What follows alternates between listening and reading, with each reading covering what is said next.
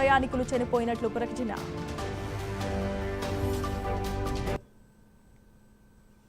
Right, ఇక బులెటిన్లో details చూద్దాం. కాకినాడలో ముఖ్యమంత్రి సహాయ నిధి చెక్కులను లబ్ధిదారులకు మంత్రి నాదెండ్ల మనోహర్ అందజేశారు.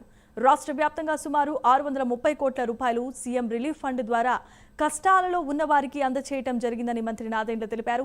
సీఎం రిలీఫ్ ఫండ్ విధానాన్ని ఆన్లైన్ చేయడం ద్వారా సులువుగా లబ్ధిదారులకు సహాయం అందించగలుగుతున్నామని తెలిపారు. ప్రభుత్వం అనే దానికి ఒక అద్భుతమైన నిదర్శనం. ఎంతో ఆదర్శవంతంగా, పారదర్శకంగా ఎవరికి సహాయం అందించాలన్నా కూడా స్పందించే మనస్తత్వం ఉండాలి.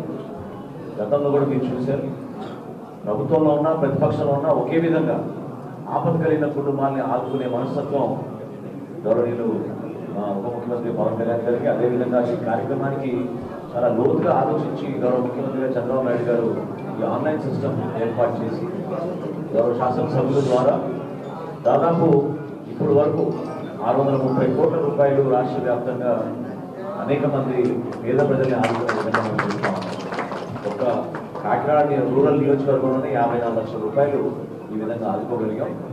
విజయవాడలో వచ్చిన వరదలకు రాష్ట్ర వ్యాప్తంగానే కాదు, ప్రపంచ వ్యాప్తంగా దాతలు ఎంతో మంది ముందుకు వచ్చి ఆ రోజున్న పరిస్థితుల్ని వాళ్ళు అర్థం చేసుకుని గౌరవ ముఖ్యమంత్రి గారి పిలుపు మేరకు దాదాపు 500 కోట్ల రూపాయలు ఆ రోజు వాళ్ళు విరాళాలు ఇచ్చారు. సో ఈ సందర్భంగా మనస్ఫూర్తిగా దాతలందరినీ మేము నమస్కరించుకుంటూ ధన్యవాదాలు తెలుపుకుంటున్నాం. ఎందుకంటే అందరూ కూడా కష్టకాలంలో ఉన్న కుటుంబాన్ని ఆదుకోవాల్సిన బాధ్యత మన పైన ఉంటుంది. ఆ విధంగా ఈ రోజున 20 చెక్కులు, దాదాపు 29 లక్షల రూపాయలు విలువ చేసే 20 చెక్కులు గౌరవ ముఖ్యమంత్రి గారి సహాయాన్ని నుంచి వచ్చిన విషయం మీ కళ్ళ ముందు మీరు చూశారు.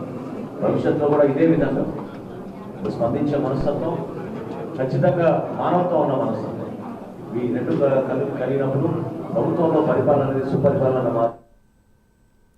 కాకినాడ సీ పోర్ట్స్ అధినేత కేవీ రావుతో తనకు ఎలాంటి సంబంధం లేదని